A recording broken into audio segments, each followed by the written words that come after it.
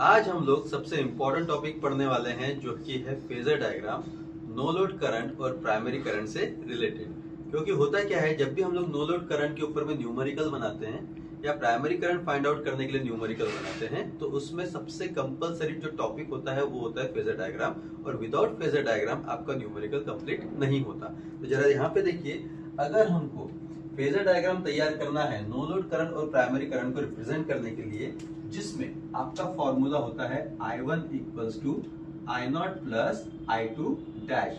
ये देख रहे हैं आप लोग, इसको हमको रिप्रेजेंट करना है फेजर डायग्राम में। कैसे करेंगे देखिए, तो सबसे पहले आप क्या करोगे कि आप एक सीधी लाइन खींचोगे। मैं सिंपल सी स्टेप सिखा रहा हूं आपको, पर इसको आपको ध्यान में रखना है। सीधी लाइन खींचा, ठीक है।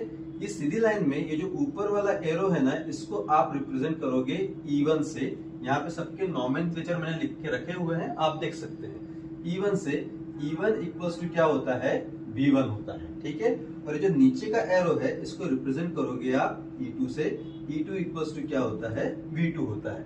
इतना समझ में आया। उसके बाद में क्या करेंगे, सेंटर से एक लाइन खींचेंगे स्ट्रेट, जो कि हमको परपेंडिकुलर रिलेशन शो करना चाहिए। ये जो हमने स्ट्रेट लाइन खींची, ये रिप्रेजेंट करेगा फाई को, फाई यानी कि फ्लक्स को। यहां तक क्लियर है। उसके बाद में अब क्या करेंगे, ये जो फॉर्मूला है हमारे पास I1 equals to I0 plus I2 dash, इसका यूज करेंगे। तो जरा देखो, तो फॉर्मूले में सबसे पहले कौन है, I0 है। तो ये जो हमारे पास में पॉइंट है, यहां से हम एक एरो तैयार करेंगे। इस एरो को बोलेंगे हम लोग I0, क्योंकि पहली वैल्यू किसकी, I0 की है। सेकेंड कौन है, I2 डैश है। उसी पॉइंट से हम लोग दूसरी वैल्यू तैयार करेंगे एरो बना के, जिसको हम लोग नाम क्या देंगे, I2 डैश, ठीक है। अब ये जो मेरे पास में I2 डैश बना है, तो अब जरा देखो कितने एरो हैं, यहाँ पे 2 हैं। यहाँ पर भी हमको 2 वैल्यू दिख रही है। बीच में साइन क्या है, प्लस, यानी हमको अब इन दोनों को जोड़ना है।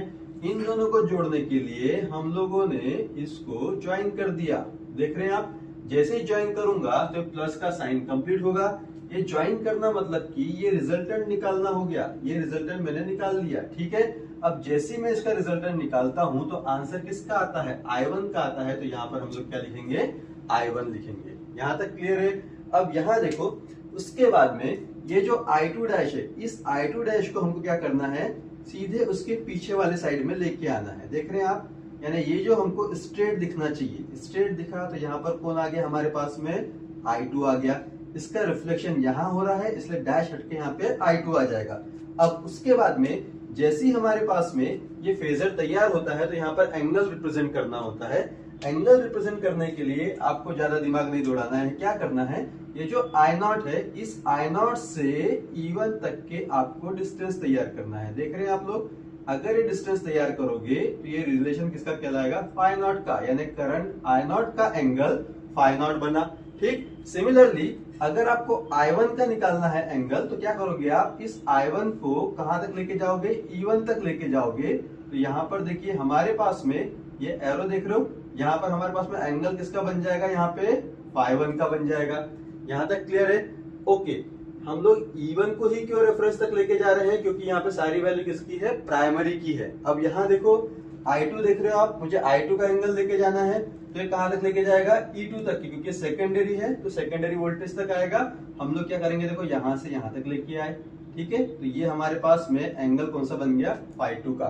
तो ये जो फेजर डायग्राम मैंने आपको सिखाया है, ये हर उस न्यूमेरिकल में जाएगा जहां पे आपको no load current find out करना पड़ेगा या फिर प्राइमरी करंट फाइंड आउट करना पड़ेगा।